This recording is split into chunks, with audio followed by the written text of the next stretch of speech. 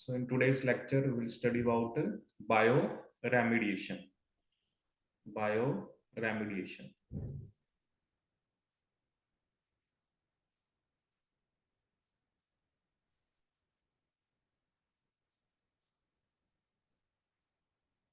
एक बायोरेमिडिएशन आपका क्या होता है? सो बेसिकली बायोरेमिडिएशन नाम से पता लग रहा है कि हम कुछ बायोलॉजिकल वे से we want to get remedy of something, ठीक है। जैसे इसमें जनरली हम क्या कहते हैं कि जैसे मान लो कोई हार्मफुल आपके कोई हार्मफुल जैसे हैवी मेटल्स हैं या कुछ रेडियो एक्टिव मटेरियल्स हैं, if you want to get rid of that thing, ठीक है, वो चाहे सॉइल के अंदर है या वाटर के अंदर है, ठीक है। So bioremediation is a general term, ठीक है। जैसे अब इसमें क्या होता है ना, जैसे अगर हम प्लांट्स को यूज करते हैं then we use a term phytoremediation, ठीक है ना। If I am using plants to get rid of something, ठीक है, तब हम क्या टर्म यूज करते हैं आपकी फाइटोरेमिडिएशन, ठीक है। अगर मैं प्लांट्स को यूज कर रहा हूँ, ठीक है, तो अभी हम इसमें बड़ी सारी टर्म्स के बारे में पढ़ेंगे, ठीक है। ऐसे ही अगर मैं जैसे आपका फंगस को यूज कर रहा हूँ, ठीक है, then we have a term that is microremediation, ठीक है ना। अगर मैं क्या यूज कर रहा हूँ फंगस को, माइक्रो रेमिडिएशन, ठीक है। तो ये एक तरह से बेसिकली स्ट्रेटजी है जिसमें आप जो भी एनवायरनमेंट के अंदर आपके जो हार्मफुल कुछ एलिमेंट्स हैं या जो भी बेसिकली आपके कुछ भी एनवायरमेंटल प्रॉब्लम्स हैं, आप उनसे उनको ट्रीट करते हो, ठीक है। सो जैसे अगर मैं आपको फाइटोरेमिडिएशन की डेफिनेशन लिखवाऊं तो phytoremediation is basically the treatment of environmental problem through the use of plants, ठीक है। सो फाइटोरेमिडिएशन को मैं क्या लिख सकता हूँ? फाइटोरेमिडिएशन का क्या मतलब होता है आपका? That is treatment of environmental problems, treatment of environmental problems through the use of plants,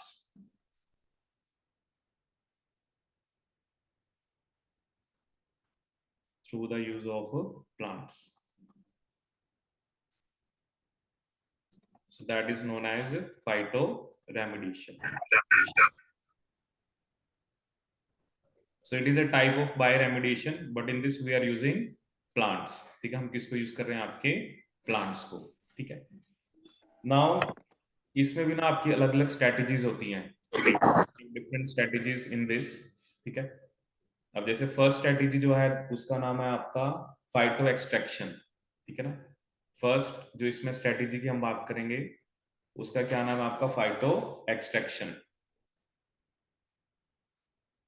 phyto extraction, phyto extraction,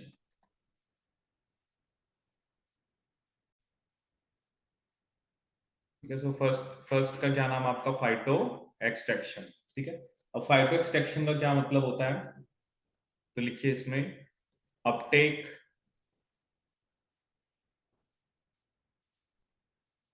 and concentration of substances from the environment, concentration of substances from the environment into plant biomass, from the environment into the plant biomass, ठीक है। तो उसे हम क्या बोलते हैं? आपका phyto extraction,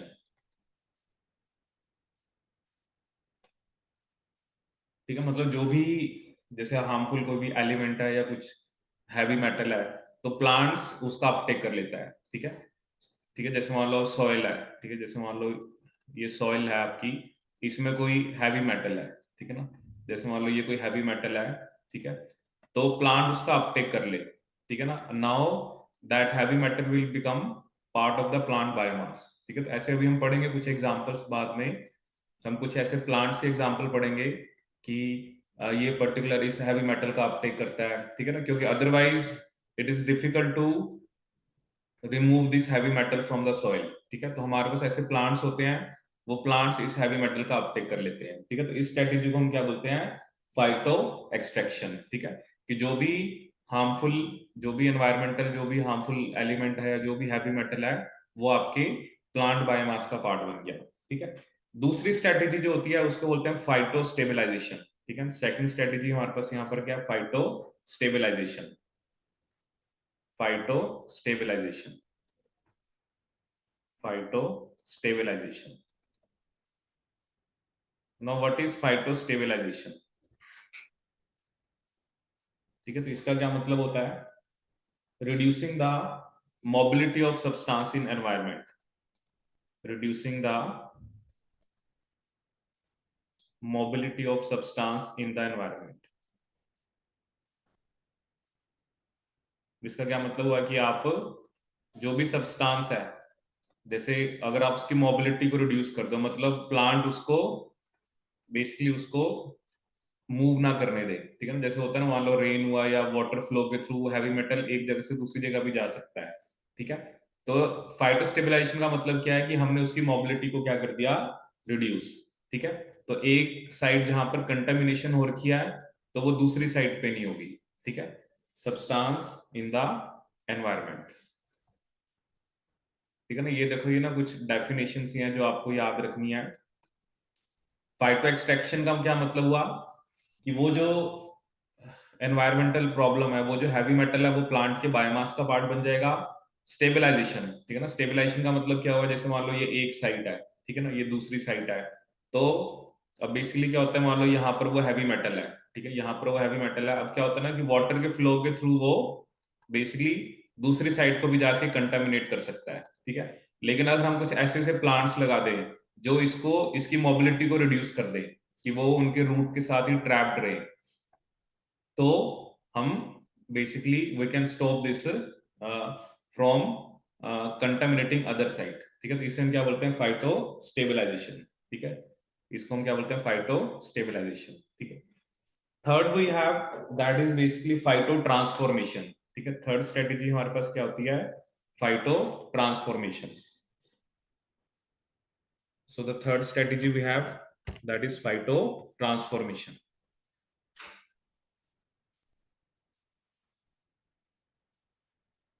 Phyto transformation.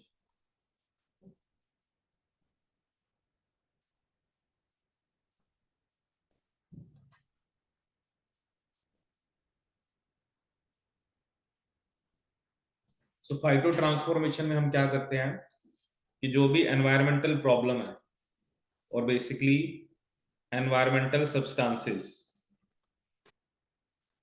environmental substances as a result of plant metabolism, as a result of plant metabolism,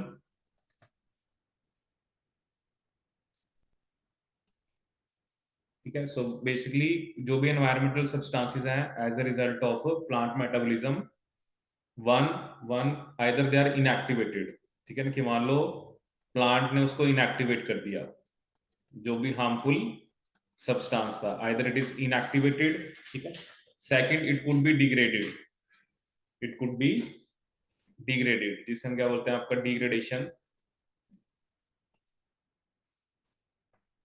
and we can call it phytodegradation, phyto degradation,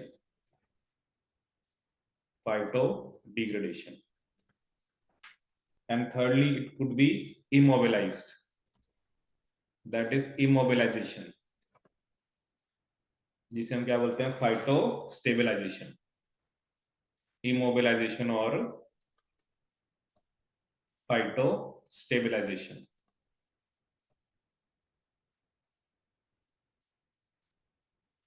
ठीक है।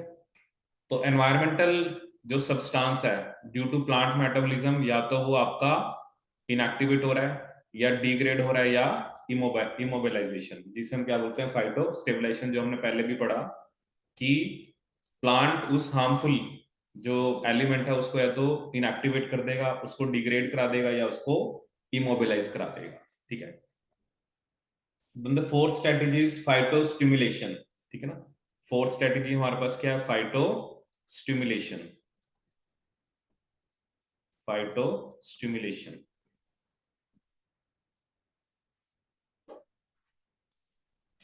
ये इसे हम क्या बोलते हैं, rhizosphere degradation, rhizosphere degradation, rhizosphere degradation. तो basically फाइटोस्टिमुलेशन का मतलब क्या होता है, enhancement of soil microbial activity, enhancement of soil microbial activity for the degradation of contaminants, enhancement of soil microbial activity for the degradation of contaminants, degradation of contaminants, comma, typically by organisms,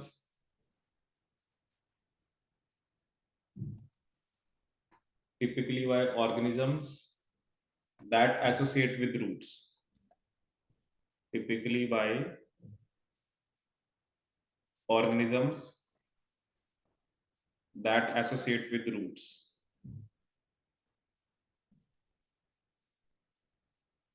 that associate with roots। ठीक है, मतलब जैसे soil के अंदर मान लो पहले से microbe है, ठीक है, जो डिग्रेडेशन वाला, बेसिकली जो डिग्रेडेशन करवाते हैं, बट मैंने यहाँ पर क्या करा, उनकी एक्टिविटी को एनहांस करा दिया। जैसे मान लो या तो माइक्रोब्स कम है, आप और माइक्रोब्स ऐड कर दो, ताकि जो डिग्रेडेशन है वो बेसिकली आपकी एनहांस हो जाए। ठीक है, enhancement of soil microbial activity, enhancement means आप रूट के एसोसिएशन में जो भी आपके बेसिकली जो भी बैक्टीरिया रहते हैं, जो भी फंगस रहते हैं, जो कि डिग्रेडेशन कर सकती हैं, तो उसकी एक्टिविटी को हम एनहांस कर रहे हैं। ठीक है, तो इसे हम क्या बोलते हैं, फाइटो स्टिमुलेशन। ठीक है, नेक्स्ट जो हमारे पास है उसको बोलते हैं फाइटो वॉलेटिलाइजेशन। ठीक है, phyto वॉलेटिलाइजेशन। Fifth strategy we have, that is phyto volatilization, phyto volatilization।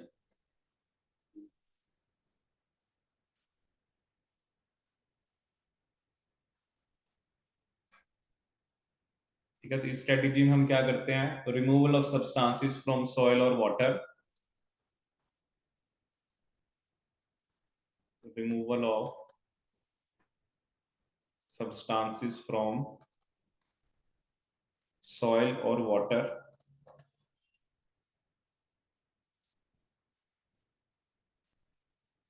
with release into the air,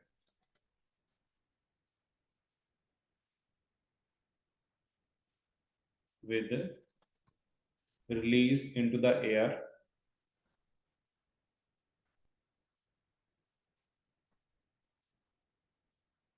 comma, sometimes as a result of, sometimes as a result of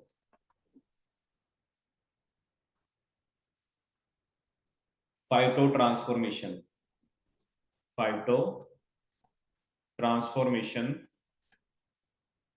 to more volatile,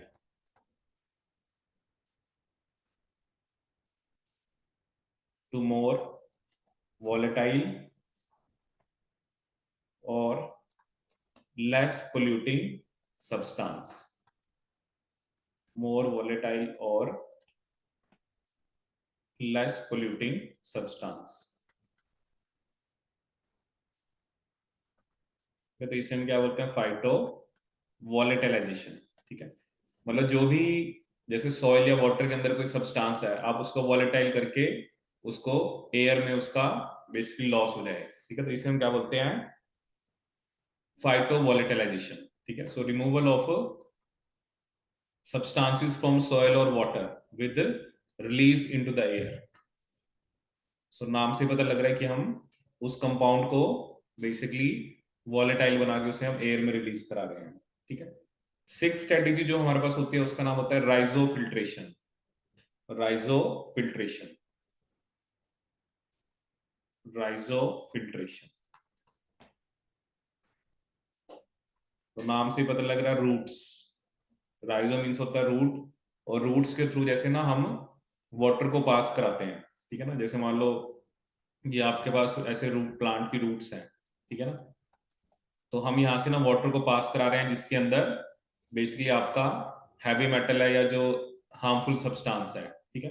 अब क्या होगा, जैसे आप water को पास करा रहे हो, so basically क्या होगा कि जो हैवी मेटल है या तो यहाँ पे उसके सरफेस पे रुक जाएगा प्लांट के, या प्लांट के अंदर चला जाएगा, ठीक है. और फिर वाटर क्या हो जाएगा आपका, प्यूरिफाई. राइजोफिल्ट्रेशन मतलब जो भी आपका वाटर है जिसमें कंटेमिनेशन है, आप उसको किस किस में से पास करा रहे हो, through a mass of roots, ताकि जो टॉक्सिक सब्सटेंस है या कुछ न्यूट्रिएंट्स हैं जो एक्सेस में, वो रूट या तो रूट के सरफेस पे या तो एब्जॉर्ब हो जाएंगे. एब्जॉर्प्शन जो होता है वो सरफेस फिनोमिना होता है, और एब्जॉर्प्शन का मतलब क्या होता है, या तो वो उसके अंदर चले जाएंगे, ठीक है. तो इसे हम क्या बोलते हैं, आपका राइजो फिल्ट्रेशन, ठीक है. सो राइजो फिल्ट्रेशन क्या होता है, filtering water, filtering water through a mass of roots,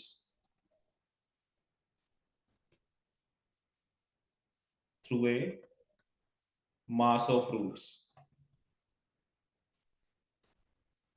to remove toxic substances,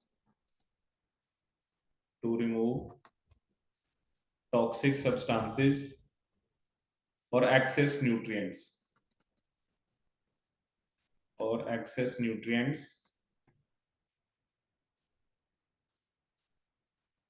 or excess nutrients. The pollutants remain, the pollutants remain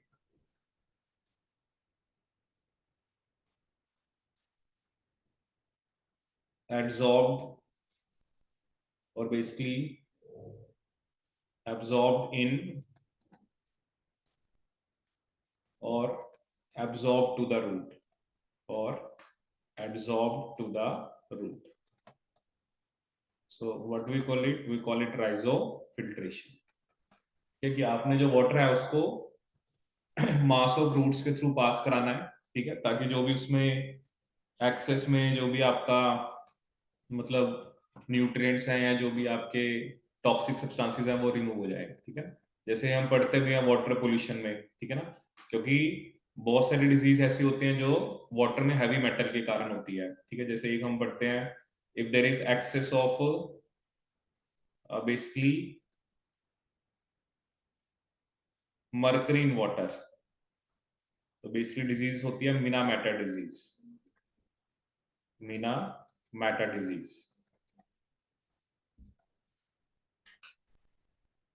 If there is excess of nitrate in water, that will lead to blue baby syndrome or methemoglobinemia. If there is excess of nitrate in water, it will lead to blue baby syndrome or methemoglobinemia.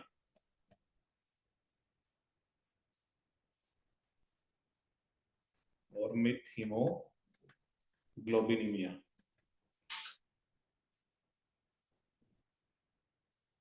ठीक है. If there is excess of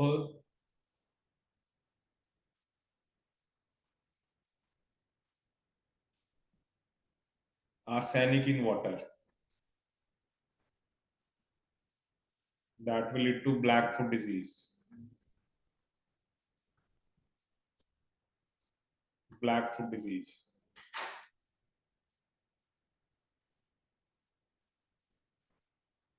If there is excess of cadmium in water, Itai or ouch disease.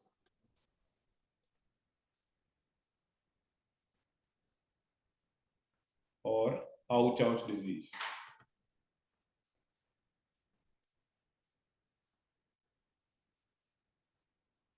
if there is excess of fluoride in water, that will lead to fluorosis.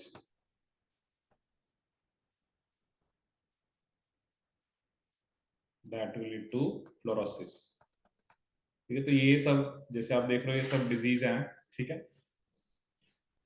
कि जो कि water pollution में हम पढ़ते हैं, ठीक है, तो कई जगह एग्जाम में ऐसे कॉमन सा क्वेश्चन आ जाता है।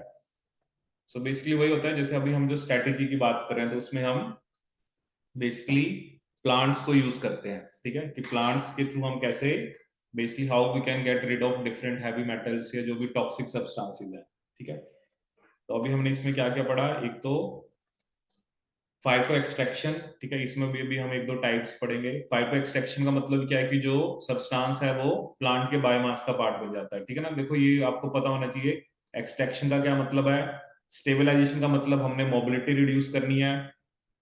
थर्ड स्ट्रेटेजी मैंने बताई ट्रांसफॉर्मेशन, कि वो जो एनवायरमेंटल सब्सटेंस है जो हार्मफुल है, आप या तो उसको इनएक्टिवेट करा दो, उसको डिग्रेड करा दो या इमोबिलाइज करा दो।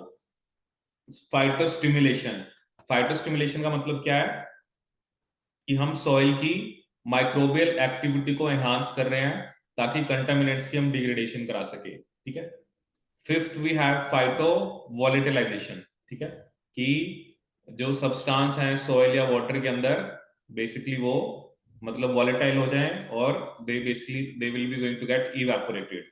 राइजोफिल्ट्रेशन, we are filtering water through a mass of roots, ठीक है ना, ताकि जो भी हैवी मेटल है या जो भी टॉक्सिक सब्सटेंस है वो रूट्स के अंदर चला जाए या रूट्स के सरफेस पे रह जाए, और जो भी आपका वाटर है वो आपका प्यूरिफाई हो जाए, ठीक है।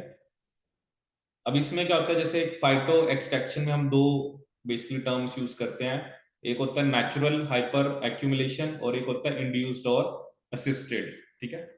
तो फाइटो एक्सट्रैक्शन में आगे दो चीजें और आती हैं, ठीक है, तो लिखिए इसे फाइटो एक्सट्रैक्शन।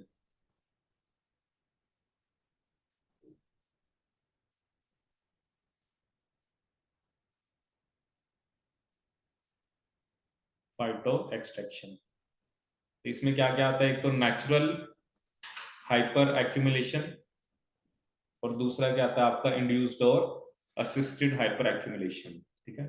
एक तो आती है नेचुरल हाइपर एक्यूमुलेशन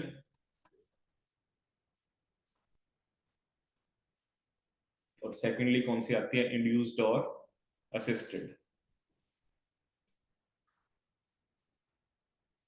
इंड्यूस्ड और assisted.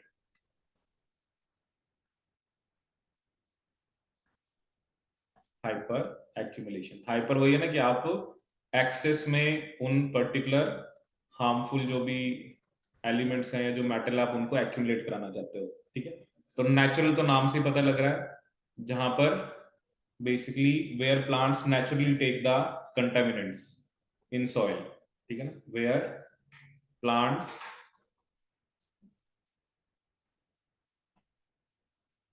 naturally take up the naturally take up the contaminants in soil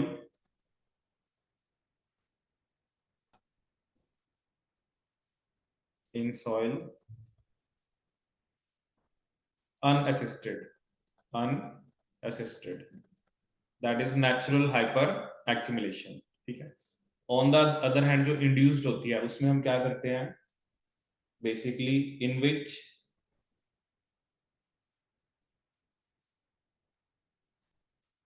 a conditioning fluid in which a conditioning fluid containing a chelator, कि जो एक चिलेटिंग एजेंट होता है, containing fluid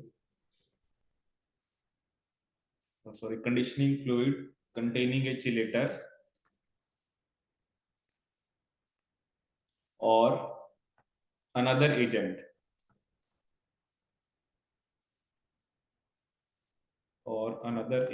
is added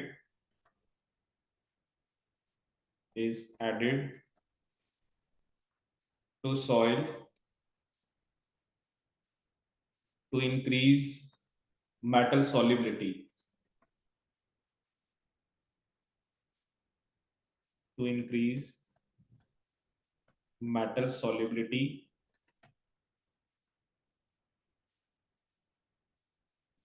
or mobilization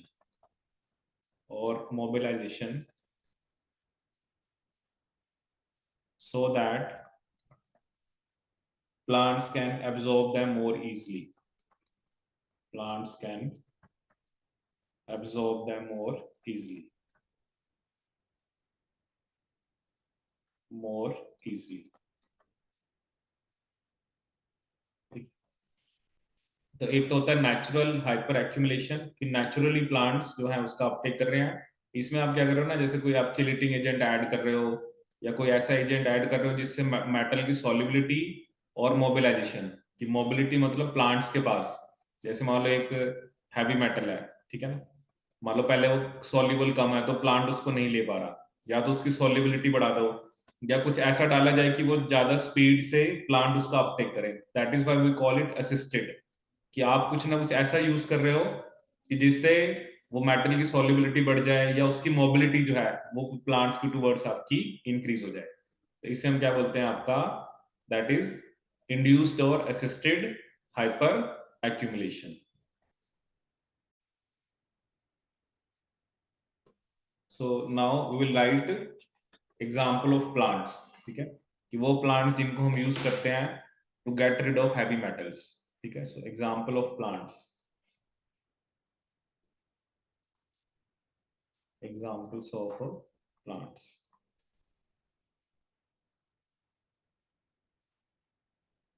ठीक है, तो जैसे इसमें एक एग्जांपल है आपका, if you want to get rid of arsenic. Arsenic को रिमूव करने के लिए जो प्लांट हम यूज करते हैं, वन इज सनफ्लावर. ठीक है, एक तो sunflower which is your Helianthus annuus. Sunflower, Helianthus anus.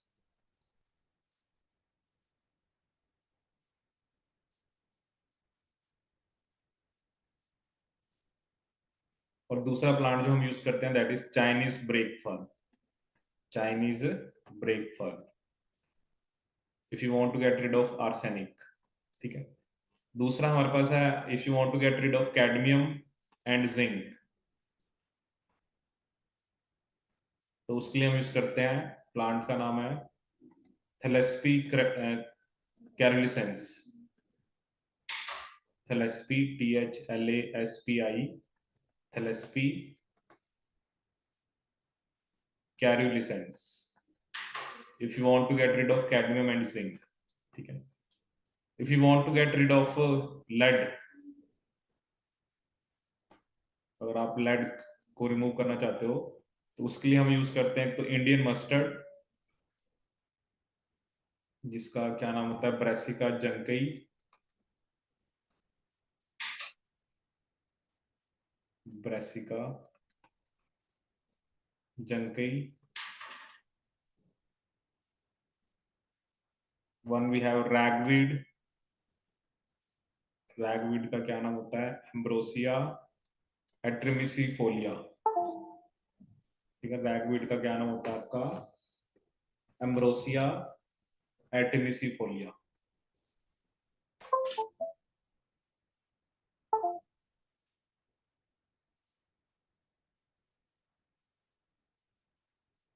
Ambrosia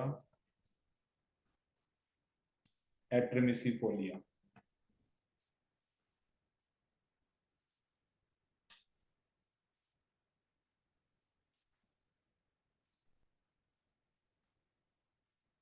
एट्रिमिसीफोलिया.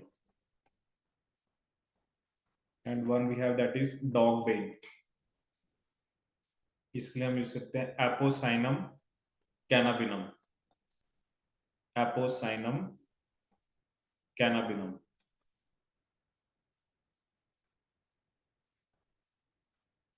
ठीक है, फॉर लेड. ठीक है, ऐसे ही अगर आपने uranium, if you want to get rid of uranium, तो इसके लिए हम क्या यूज करते हैं आपका, सनफ्लावर. सनफ्लावर. ठीक है, इसको हमने यूज किया था जो एक चेरनोबाइल एक्सीडेंट हुआ था, तो वहां पर हमने इसको यूज किया था, चेरनोबाइल एक्सीडेंट में, ठीक है। If you want to get rid of arsenic, you need sunflower or Chinese brake fun. If you want to get rid of cadmium and zinc, Thelaspis cabelicens. If you want to get rid of lead, these are the plants: Indian mustard, ragweed, and one we have that is dogbane. Okay. If you want to get rid of uranium, you can use sunflower. That is in Chernobyl accident.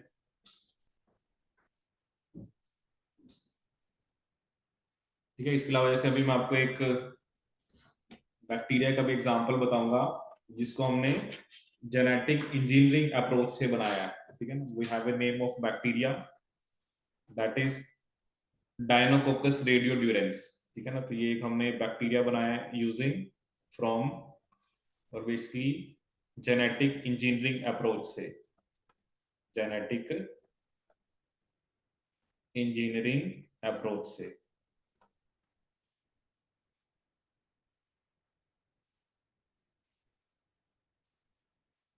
ठीक है, क्या बनाया हमने? डायनोकोकस रेडियोड्यूरेंस, focus रेडियोड्यूरेंस। It is the most radio resistant organism known. The most radio resistant organism known. Organism known. ठीक है, so it has been modified. It has been modified to consume. It has been modified to consume and digest toluene. And digest toluene and ionic mercury. And ionic mercury from highly radioactive nuclear waste.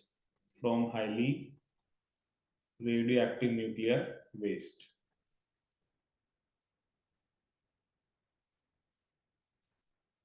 Okay, so Deinococcus radiodurans. It is one of the most radio resistant organism known. Deinococcus radiodurans.